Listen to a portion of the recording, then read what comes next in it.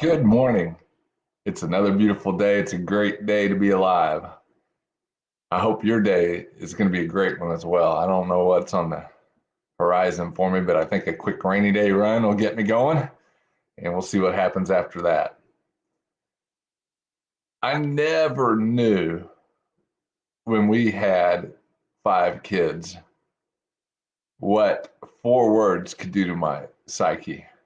Are we there yet?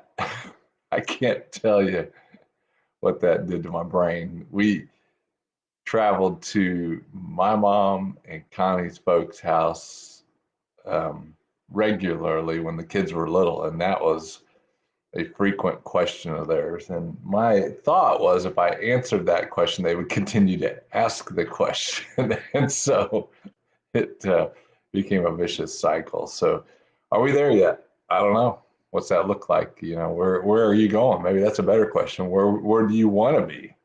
Because you can chase after a lot of futility and never get there wherever there is. But I thought today I would show you where your spirit might be today, not when your body gives up, but today where your spirit might be. And so if you'll flip over real quick to First Corinthians chapter 2, verse 12. This is a short verse.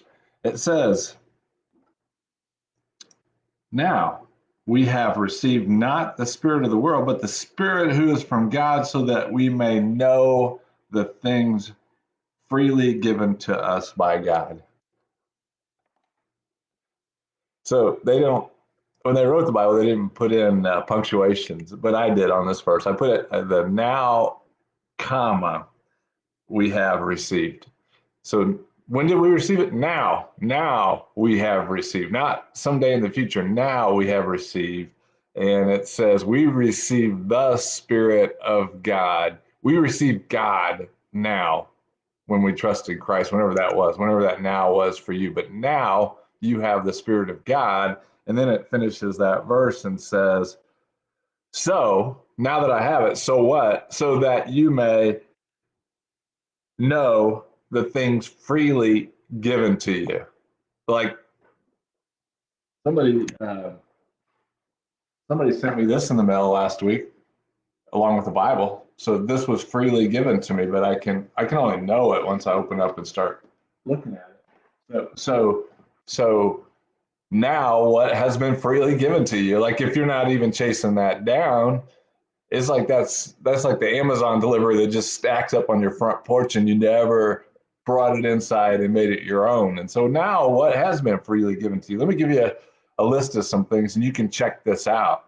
So Colossians 3:13, I'll read that to you real quickly. I love this one. 3:13 says, bear one another's burdens and forgive each other. Whoever has a complaint against anyone, any of you guys ever have a complaint against anyone? Just as the Lord forgave you, so you should. So he says, you now are forgiven. You don't have to ask him for forgiveness anymore. You are now forgiven. And then flip over to 2 Corinthians 5:21. This blew my brain when I saw it. 2 Corinthians 5:21 said, he made him, Jesus, who knew no sin, to be sin. Jesus actually literally became sin on the believers' behalf, so that we might become the righteousness of God in him. We became, past tense, the righteousness of God. We now are righteous. That's one of the things we freely have. Ephesians 1:4. Here's another one. It says, in him, I'll find it here. I was trying to buy some time while I was flipping.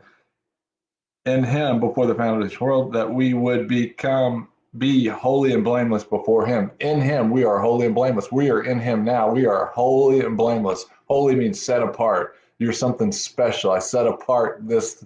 God set you apart as special. So today, now you are holy and blameless.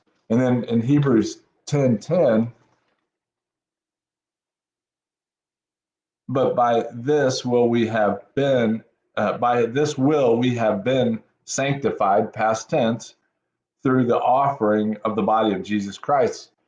You have been sanctified. That means set apart, same word, by Jesus. He set you apart for something special. He's loading up your front porch full of gifts that if you don't take them now, you'll figure it out later, but it's been a waste of your time. And then finally, if you go down a little farther on Hebrews 10:14, right there, he says, for by one offering, he has perfected, past tense, for all times those who are sanctified. I just told you you're sanctified, so he's perfected you for all time. You can't be unperfected because he's done it for all time. And so then finally we go back to 1 Corinthians chapter 2, and he said, now, right now, we have received not the spirit of the world, but the Spirit of God. So what? So we may receive, know the things he has freely given us. There's some of them, but here's the cool one.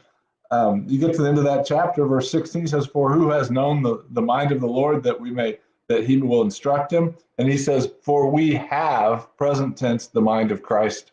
That's it. That's all we got. So what are you going to do? You going to go out to the front porch and pick those gifts up today? Or you're just going to throw them behind and just let them stack up there? I'd say you have a great day today because you've been given a lot of things that maybe you've never set your mind to. Today's a good day to do that. Have a great one.